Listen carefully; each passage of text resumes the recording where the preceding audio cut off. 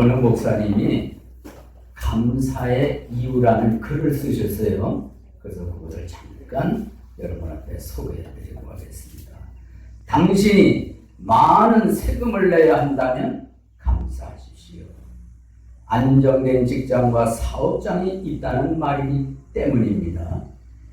당신의 몸무게가 늘어나서 옷이 맞지 않다면 감사하십시오. 그것은 먹을 것이 넉넉한 인생을 살아왔다는 뜻이기 때문입니다. 당신의 세탁할 옷이 집안 한 구석에 수북이 쌓여 있다면 감사하십시오. 당신에게 적어도 갈아입을 옷의 여유가 있다는 뜻이기 때문입니다. 당신의 집에 대청소가 필요하고 문고리를 갈아야 하고 창문을 갈아야 한다면 감사하십시오. 그것은 몸을 위탁하고 쉴 집이 있다는 뜻이기 때문입니다. 당신에게 멀리라도 주차할 공간이 있다면 감사하십시오. 잠시라도 걸어갈 운동의 기회가 주어졌기 때문입니다. 당신에게 불평할 대통령이 있다면 감사하십시오. 그것은 언론의 자유가 보장된 나라에 살고 있다는 뜻이기 때문입니다. 당신의 교회 뒷자리에 앉아있는 교회 찬송 음정이 엉망으로 들려오고 있다면 감사하십시오. 그것은 당신의 청각이 정상이라는 뜻이기 때문입니다. 이해되시지요? 네. 당신의 잠을 깨우는 자명종 소리가 고통스럽게 들리거든 감사하십시오. 그것은 당신에게 일어나 일해야 할 하루가 기다리고 있다는 뜻이기 때문입니다. 당신의 하루가 저물어 온몸이 나른하고 피곤하거든 감사하십시오. 당신은 오늘 하루를 생산적으로 살았다는 뜻이기 때문입니다. 이렇게 쓴 목사님의 글은 우리 일상생활 속에서 감사의 이유를 찾으셨구나 이렇게 이해가 되실 겁니다.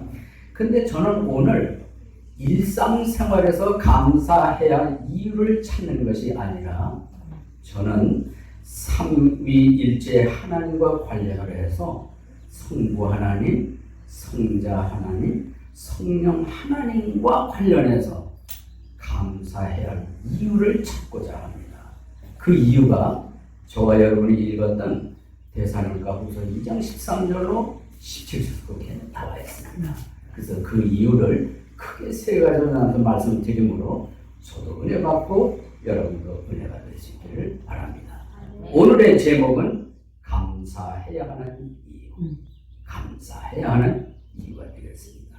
그렇다면 오늘의 본문에서 감사해야 하는 이유가 무엇이라고 말씀하고 있을까요? 첫째, 성부 하나님의 택하심을 받았기 때문에 감사해야 할 이유가 있다고 말씀을 합니다. 읽었습니다만 2장 13절을 다시 한번 읽습니다.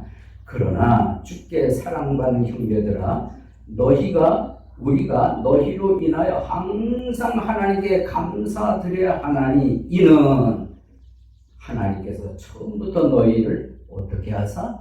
택하사. 처음부터 너희를 택하사. 이것이 첫 번째 감사 이유라고 말씀하고 있는 겁니다. 여기에 기록된 하나님께서 처음부터 너희를 택하사, 이 택하사라는 의미는 다른 말로 쉽게 설명을 드리면 뽑히다라는 의미가 되는 거거든요. 뽑히다. 하나님은 택하시는 권세, 택하시는 권위를 가지고 계신 분입니다. 그래서 성경을 읽어보면 하나님께서는 이 세상에 수많은 민족들이 살고 있는데 그들 가운데서도 이스라엘 민족을 택하셨다라는 말씀을 하셨어요. 신명기 7장 7절 말씀을 제가 읽어드립니다. 잘 들어보세요. 주께서 너희를 친히 사랑하시고 너희를 택하신 것은 너희가 다른 백성보다 수가 더 많기 때문이 아니니라. 너희는 모든 백성들 중에서 수가 가장 적으니라. 이렇게 기록이 되어 있어요. 하나님이 누구를 택하셨다고요? 이스라엘 민족을. 수가 많기 때문이라고요? 아니에요. 수가 가장 적기 때문이라 이렇게 말씀하셨습니다. 여러분, 하나님께서는 신약 성경 기록을 통해서, 사도 바울을 통해서 도대체 하나님은 어떤 자를 택하시나 사도 바울이 기록한 말씀이 있습니다. 한번 들어보시기 바랍니다. 고린도전서 1장 27절로 31절이에요.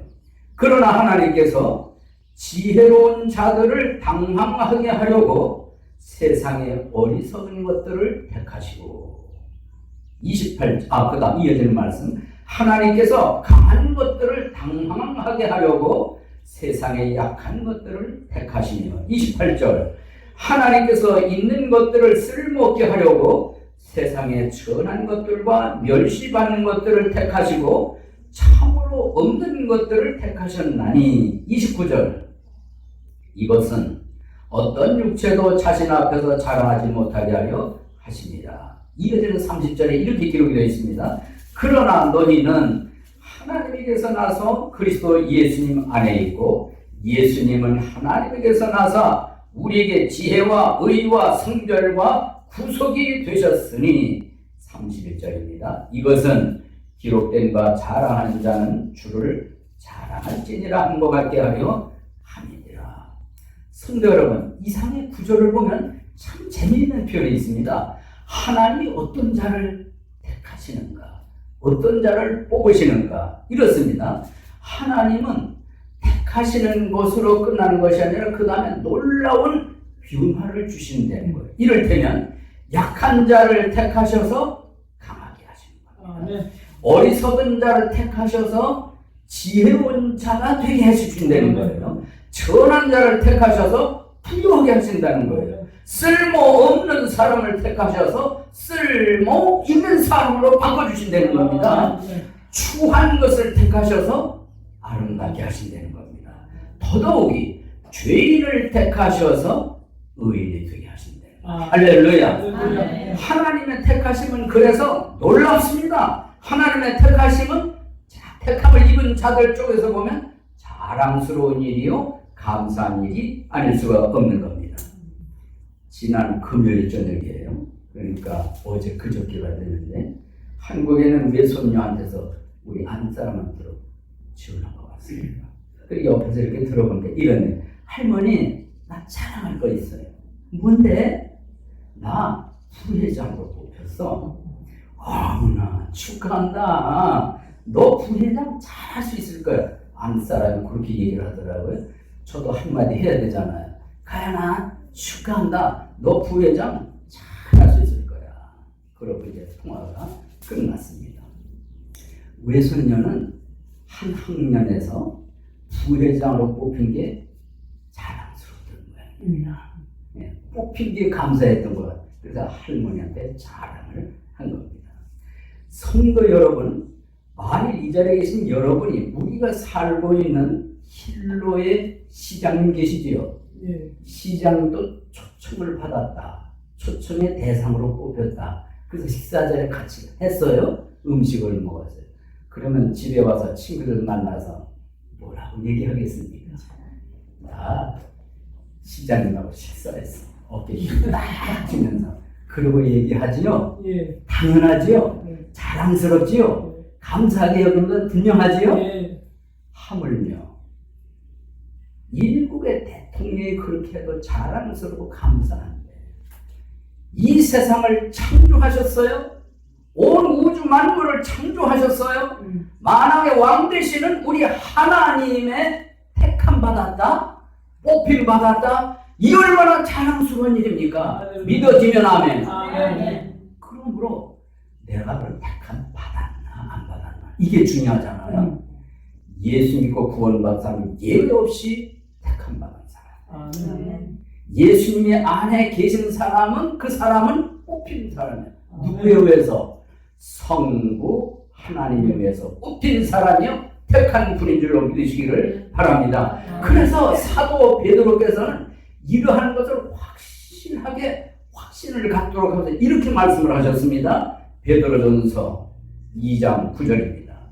그러나 너희는 선정된 세대요 왕가의 제사장이요 거룩한 민족이요 특별한 백성이니 이것은 너희를 어둠에서 불러내어 자신의 놀라운 빛으로 들어게 하신 분께 대한 찬양을 너희가 전하게 하려 하심이라. 이 말씀 가운데 너희는 선정된 세대요.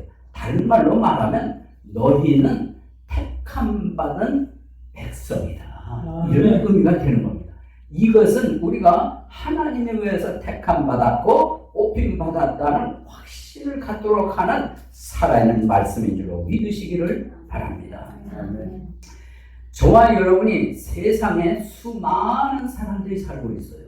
수십억 인구 중에서 여기 앉으신 저나 여러분이 하나님께 예배드린다, 하나님을 믿는다, 구원을 받았다. 이것은 특권 중에 특권의 줄로 믿으시기를 바랍니다.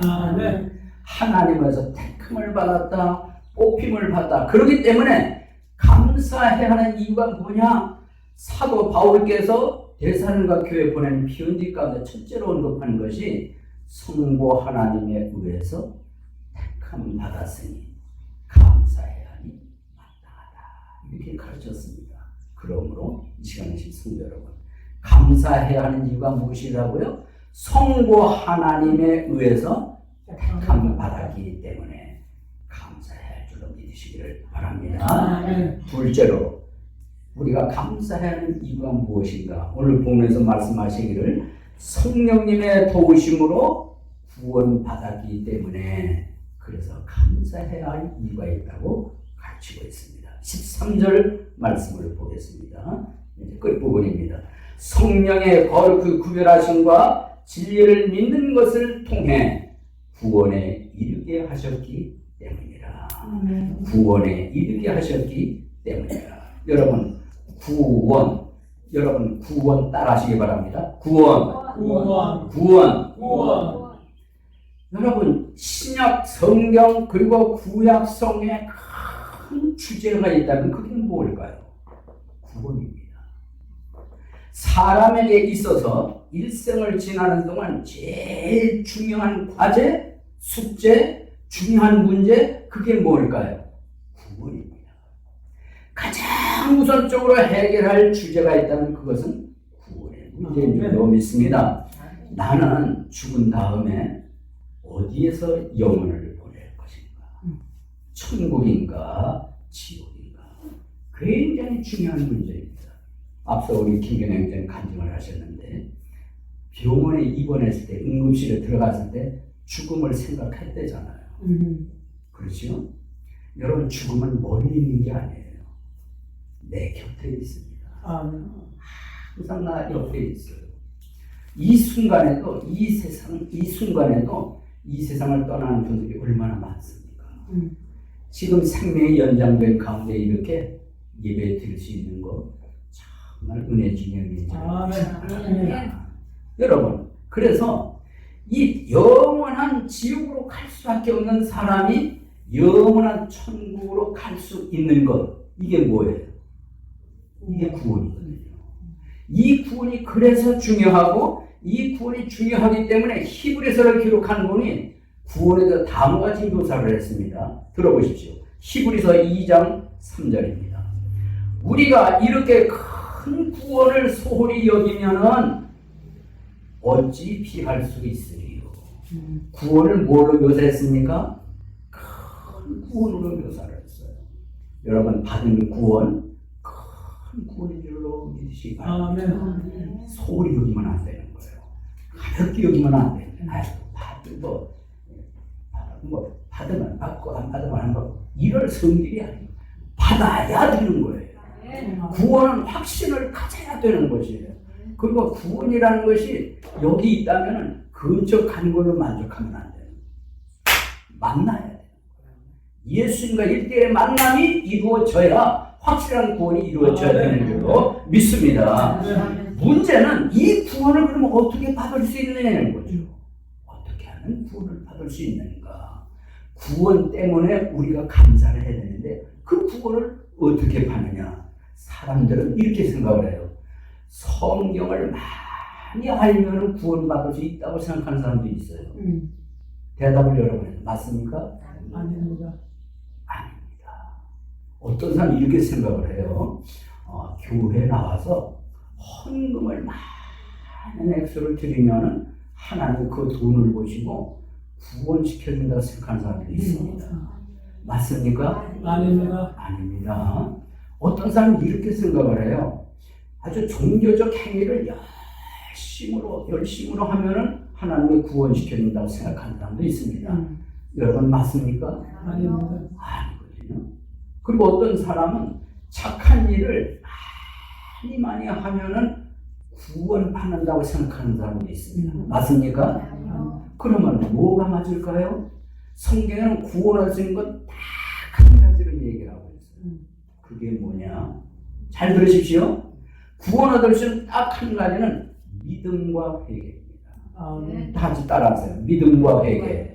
믿음과 회개. 회개를 말씀드릴게요. 회개라는 건 다른 게 아닙니다.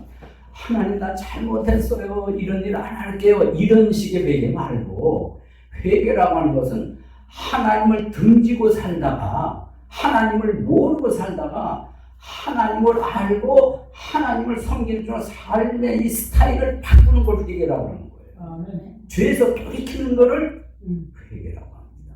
그럼 믿음은 뭘까요? 믿음은 예수 그리스도의 십자가와 부활을 믿는 것을 믿음이라고 합니다. 그렇다면 우리는 여기서 곰곰이 생각해야 돼요. 왜 십자가를 믿고 왜 부활을 믿지?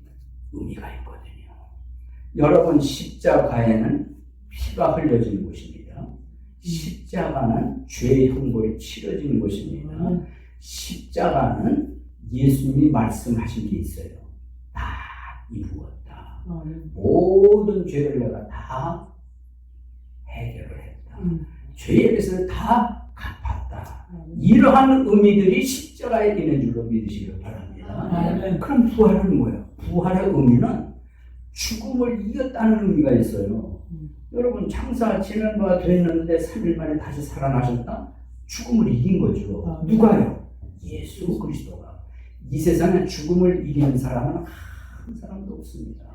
아무리 유명한 종교 창시자도 없어요. 오직 예수님 외에는 없는 줄로 믿습니다. 부활이라고 하는 것은 죽음을 이겼다는 의미일 뿐만 아니라 우리 썩을 육체도 부활을 해서 영과 혼과 육이 하나님 나라 천국에 갈 수 있다는 의미가 부활 속에 들어있는 겁니다. 그러므로 예수님의 십자가 부활을 들을 때 아무나 믿어지느냐? 아니에요. 대다수의 사람들은 십자가의 의미와 부활을 의미도 잘 모를 뿐만 아니라 어리석게 생각을 해요. 미련하게 생각을 해요. 그래서 시시하게 생각을 합니다. 하지만 그것을 의미 있게 받아들인 사람이 있거든요. 그게 누구냐면 오늘 본문에 나오는 성령님의 도우심을 받는 사람이에요. 성령님이 도와주시면 십자가를 어리석게 생각 안 해요. 미련하게 생각을 안 해요. 귀하게 생각을 합니다. 거기에 의미가 있는 걸 깨닫는데 복음을 깨닫게 되는 거예요. 예수님의 십자가 바로 나를 위해서 이렇게 해주신 것이구나. 내 죄가 다 용서가 됐구나. 나를 위해서 부활을 하셨구나. 아니 그럼 그 예수님이 하나님이란 말이야? 그러면 믿어야지. 예수님은 하나님의 아들이시요 나의 구세주이십니다 라고 신원하게 되는 거예요. 믿게 되는 거예요. 그 순간 구원이라는 것이 순간적으로 이루어지게 되는 줄로 믿습니다. 어려워요? 쉬워요? 지극히 쉽습니다. 복잡해요? 간단해요? 지극히 간단합니다. 그런데 마음이 완악한 사람들은 십자가와 부활을 어리석게 생각하는 사람들은 복잡한 거예요. 이게 아주 어려운 거예요. 하지만 마음이 겸손한 마음을 가지고 온유한 마음을 가지고 받으려고 하는 자세, 사모하는 자세를 갖는 사람은 돕는 분이 오는 거예요. 그분이 성령님이십니다. 성령님은 복음을 들을 때, 십자가를 들을 때 깨닫게 해주시고 이해하게 해주시고 믿도록 도와주시는 거예요. 그래서 성경 말씀에 고린도전서 12장 3절에 보면 이런 말씀을 했습니다. 그러므로 내가 너에게 깨닫게 하노니 하나님의 영으로 말미암아 말하는 자는 아무도 예수님을 저주받은 자라 하지 아니하고 또 성령님으로 말미암지 않고서는 아무도 예수님을 주라고 말할 수 없느니라. 이게 무슨 뜻입니까? 성령님이 도와주셔야 예수님을 주님이라고 신한다는 거예요. 성령님이 도와주셔야 예수님을 구세주라고 고백한다는 말씀이거든요. 그러므로 우리는 구원의 주체자는 예수님이시잖아요. 십자가에서 부활로 인해서 우리가 구원받아 다 이루어오셨습니다. 100% 완벽하게. 그거를 믿기만 하면 되잖아요. 받아들이기만 하면 되잖아요. 죄에서 돌이키기만 하면 되잖아요. 그렇게 할 수 돕는 분이 누구시다? 성령님이세요. 그럼 성령은 누구를 도우시느냐? 앞에서도 말씀드렸습니다만 마음이 온유해, 겸손해야 돼요. 구원에 대해서 사모하는 마음을 가져야 돼요. 그리고 이 구원을 빨리 받아야 되겠구나 하는 마음을 가는 사람에게는 성령님이 역사, 감동, 감화하시는 줄로 믿습니다. 이렇게 성령님의 도우심으로 말미암아 마침내 우리가 예수님은 나의 주님이십니다. 예수님은 나의 구세주이십니다. 예수님은 하나님의 아들이십니다. 이렇게 시인을 하게 됩니다. 이 사람이 바로 구원받은 줄로 믿습니다. 우리가 감사해야 하는 이유가 무엇일까요? 성령님의 도우심으로 말미암아 구원받았기 때문에 감사해야 하는 이유가 충분한 줄로 믿습니다. 셋째로 우리가 감사해야 하는 이유에 대해서 성경 말씀 보겠습니다. 세 번째는 성자 하나님, 우리 성자 하나님 곧 예수 그리스도를 통해서 영존하는 위안을 받기 때문에 감사하는 이유가 있다고 오늘의 16절에서 말씀을 하고 있습니다. 16절 말씀 봅니다. 이제 우리 주 예수 그리스도 그분과 또 우리를 사랑하시고 은혜를 통하여 영존하는 안위와, 여기 영존하는 안위가 있다고 말씀을 하고 있는 것입니다. 여러분, 안위라는 말이 무엇인지 대충 아시지요? 안위라는 말은 이런 의미가 있습니다. 위로해서 마음을 편안하게 한다가 위안이라는 뜻인 거예요. 여러분, 우리가 이 세상을 살아가는 너나 구별 없이 이 땅 위에 존재하는 모든 사람들은 참 서글픔이 많아요. 이 땅에 살아가는 사람들은 참 고달픔이 많습니다. 요즘같이 세상살이가 얼마나 팍팍해요. 이 세금 때문에 얼마나 힘들어졌습니까? 삶이 정말 팍팍하거든요. 이런 가운데 삶이 정말 애달픔이 많습니다. 예. 그래서 사람들에게 필요한 것이 무엇이겠습니까? 위로가 필요해요. 안위가 필요해요. 위안이 필요한 겁니다. 여기 있는 분들 치고 위로가 필요한 분 누가 있습니까? 제가 가만히 보니까 다 위로가 필요한 사람들이에요. 제 안에도 위로가 필요한 사람이거든요. 네. 또 여기 보니까 우리 한남수 형제님도 위로가 필요해요. 지금 손을 다쳐. 자기가 자기 손을 쳤어요. 그래가지고 많이 다치셨는데 퉁퉁 부었어요 지금. 여러분 많이 위로 좀 해주시고 하나님께 기도 좀 많이 해주시기 바랍니다. 그런가 하면 저 뒤에 있는 분 가만히 보니까 참 위로가 필요해. 특히 우리 저 조이 자매님 위로가 많이 필요한 거예요. 인간의 위로도 필요하지만 누구 위로가 필요하다고요? 예수 그리스도 안에 주시는 영존하는 위로가 필요하다. 우리 또 누군가 우리 자매님 오지선 자매 갑자기 이름 생각해. 오지선 자매는 참 위안이 필요하신 분이에요. 이 어려움이 지금 겹쳐서 오고 있어요.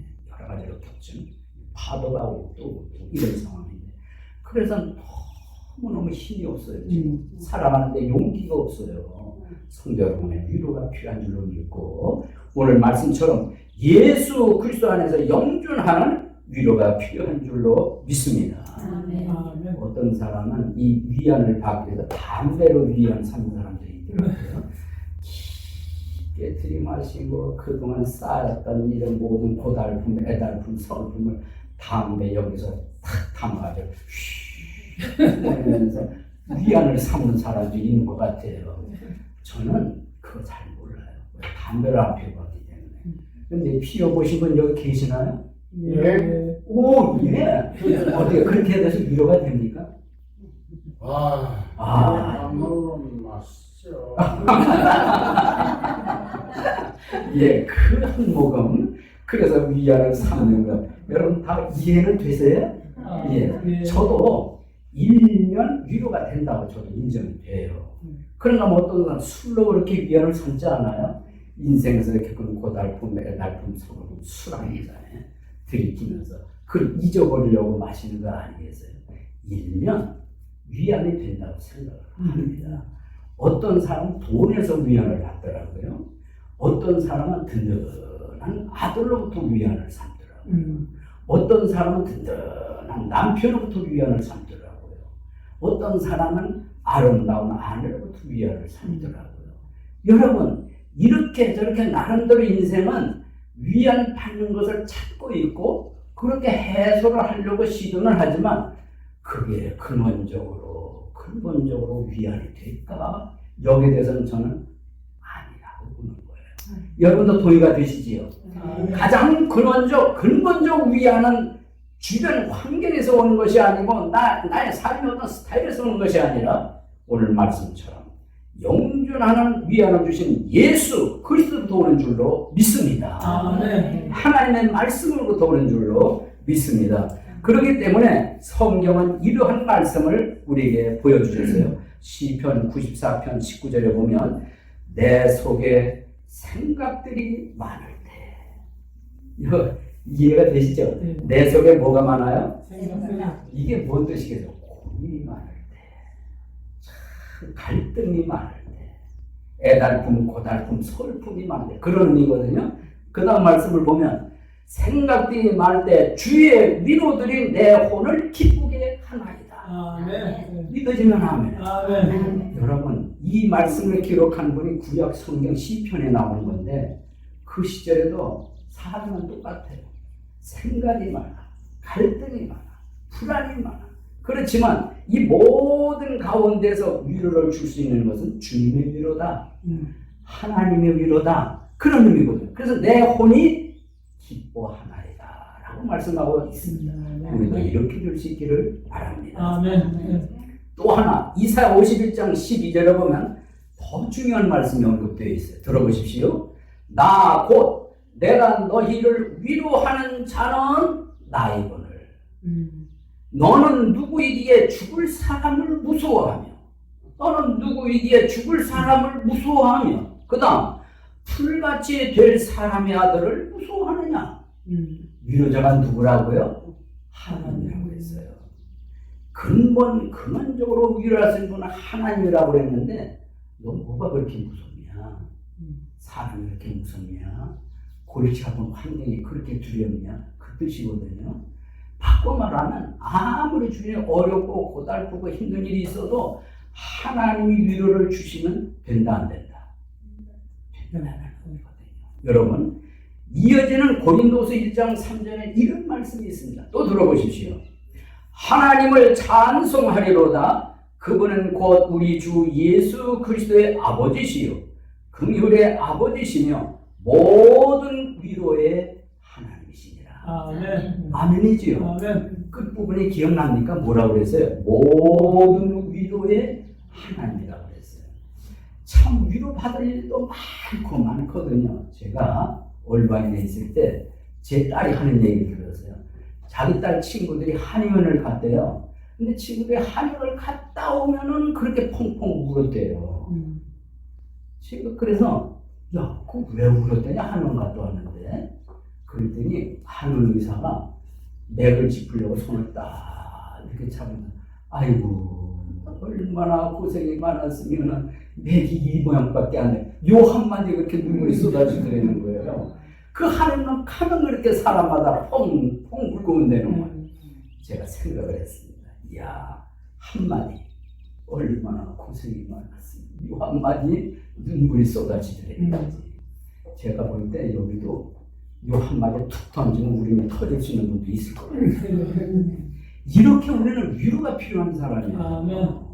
사람의 위로도 필요하지만 제가 말씀드리고자 하는 것은 사람의 위로 차원을 떠난 하나님의 위로가 필요해야 되는 겁니다.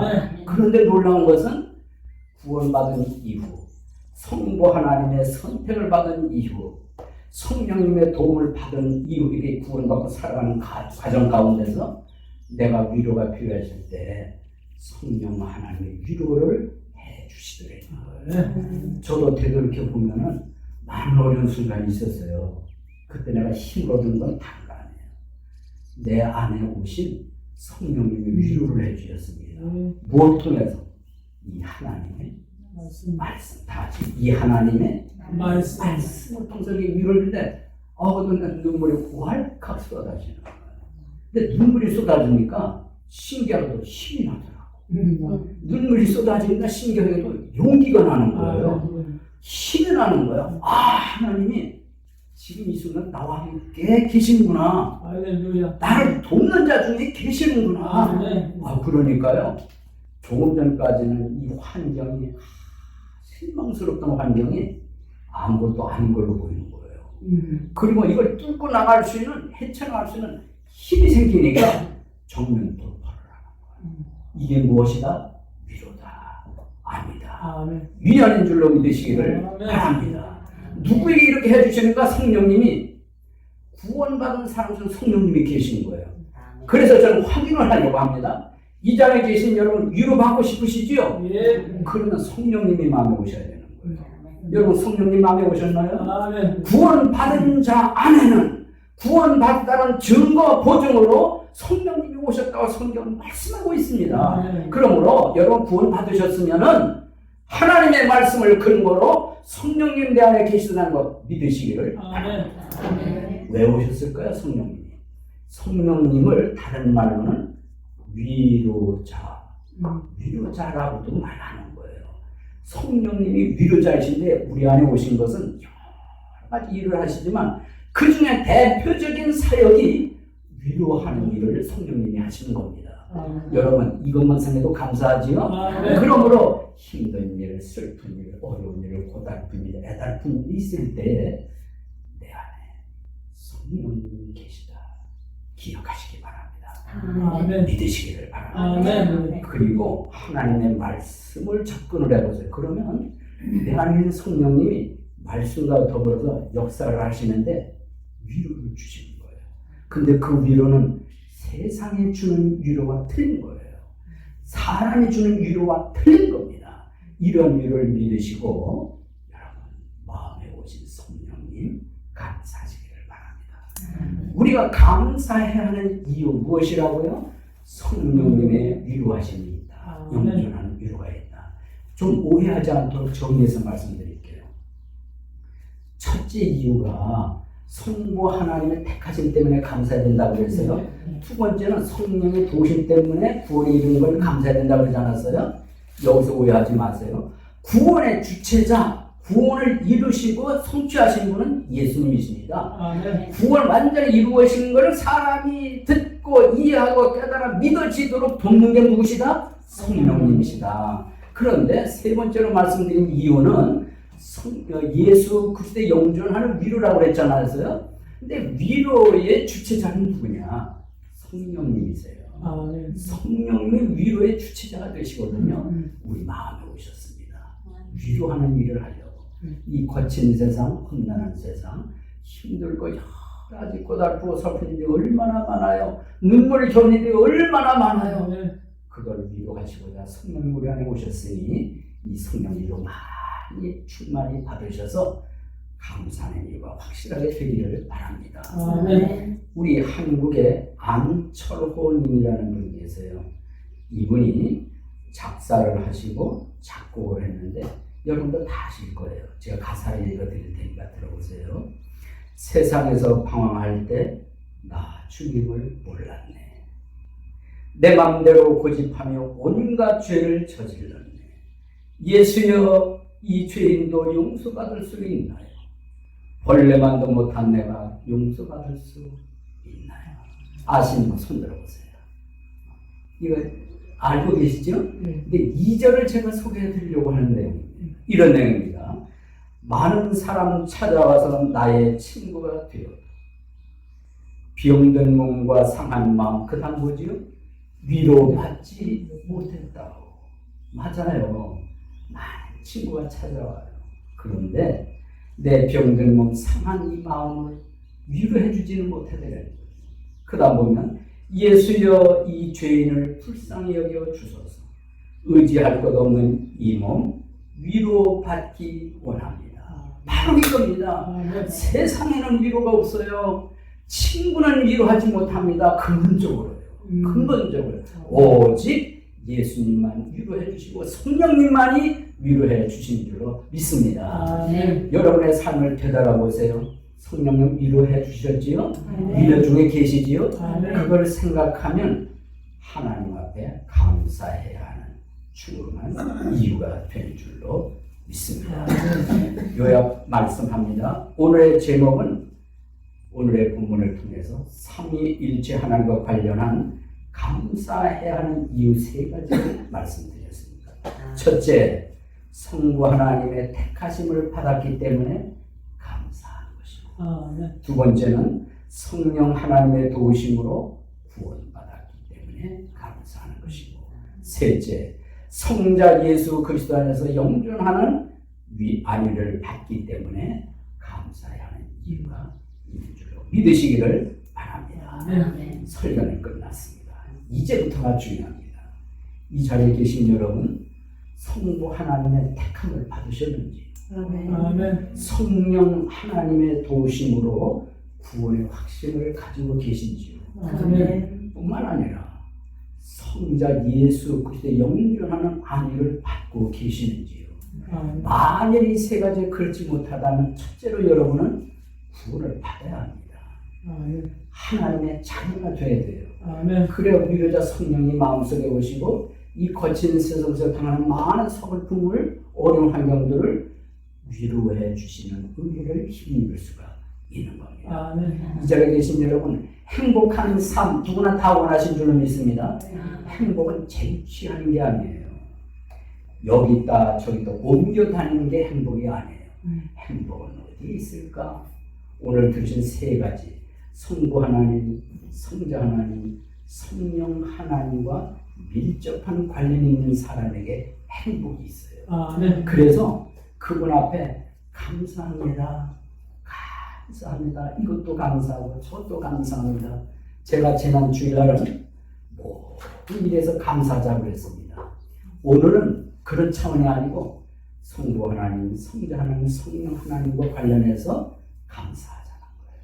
그래서 하나님께 감사, 세상의 모든 일에서 범사에 감사하면 바로 그 감사하는 그 자리가 행복이 깃드는 줄로 믿으시기를 바랍니다.